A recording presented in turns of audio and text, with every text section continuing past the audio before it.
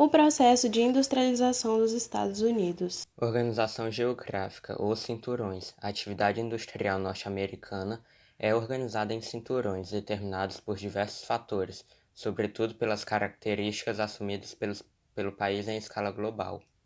Como representado na imagem, temos o exemplo dos cinturões da atividade agropecuária, que se caracterizam pela aglomeração de determinada atividade em cada ponto específico, definidos pelos fatores locacionais de cada produção.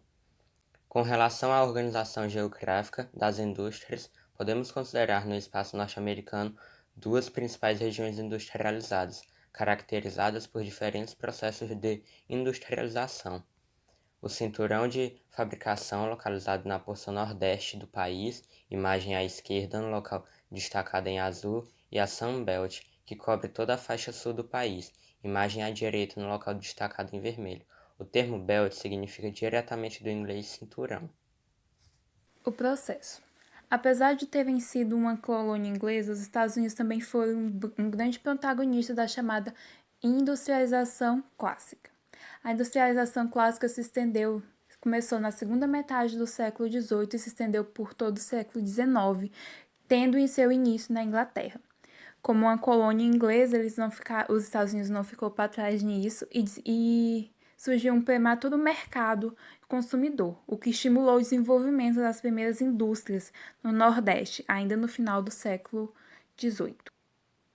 É bom relembrar que a industrialização clássica é a característica dos países envolvidos, ocorrendo ao longo da primeira Revolução Industrial, naqueles que eram considerados os principais centros econômicos do planeta. Os cinturões, Manufacturing Belt e Sun Belt. Cinturão Fabril. Nas últimas décadas do século XIX, emergiu uma estrutura espacial centralizada por um grande e visível polo industrial, o Manufacturing Belt, ou Cinturão Fabril, no nordeste do país, exemplificado pela imagem superior na área azul do mapa.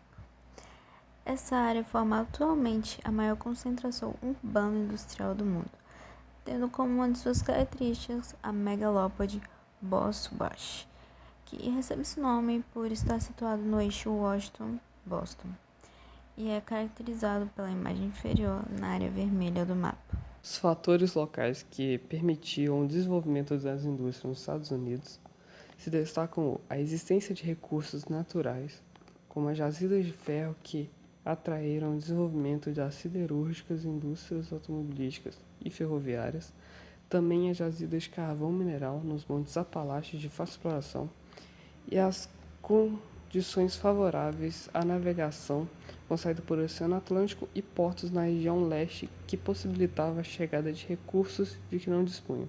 Agora eu vou falar um pouco sobre a desconcentração.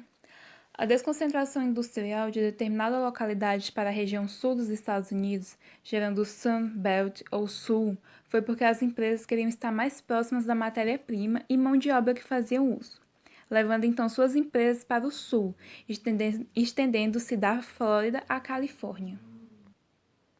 É bastante importante ressaltar que, no entanto, que esse processo de desconcentração industrial não significa um declínio da economia na região.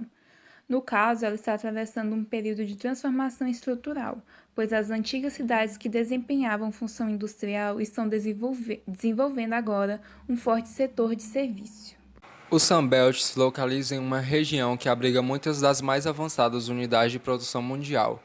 Trata-se de uma extensa faixa no sul que se estende da Flórida à Califórnia. As primeiras fábricas do sul dos Estados Unidos surgiram em 1880. Eram fábricas do setor têxtil instaladas por empresários da Nova Inglaterra, que procuravam ficar próximos da matéria-prima, nesse caso, lã, algodão e mão de obra barata. O grande impulso de desenvolvimento do Sunbelt ocorreu após a Segunda Guerra Mundial, em 1960, com o aumento da extração de petróleo no Texas e o desenvolvimento da indústria aeroespacial na Flórida. Contudo, a área industrial mais moderna surgiu na década de 1970, na Califórnia. Trata-se do Vale do Silício, nas proximidades de São Francisco. Um conjunto de pequenas localidades onde estão situadas centenas de empresas ligadas ao setor de microinformática, microeletrônica, robótica, química fina e a biotecnologia, típicas da terceira revolução industrial. O Sansan. Uma consequência da existência do polo tecnológico foi o desenvolvimento de um vasto eixo urbano-industrial que se estende de São Francisco até São Diego. Fatores locacionais. Dentre os fatores que, nessa região, favorecem o desenvolvimento de indústrias ligadas à tecnologia, destacam-se a posição geográfica dessa região, próxima ao Oceano Pacífico, facilitando o acesso à Bacia do Pacífico e, portanto, a países importantes, como Japão, Austrália e China, e a existência de várias universidades e institutos de pesquisa que fornecem mão de obra de alta qualificação para as empresas que desenvolvem, juntamente com elas, programas na área de P&D, pesquisa e desenvolvimento. Vale destacar que o governo norte-americano somente teve interesse em desenvolver seu litoral oeste devido ao aumento da importância da Bacia do Pacífico. Com a reconstrução econômica do Japão, o crescimento industrial acelerado dos tigres asiáticos e o crescimento econômico da Austrália e da China após a Segunda Guerra Mundial.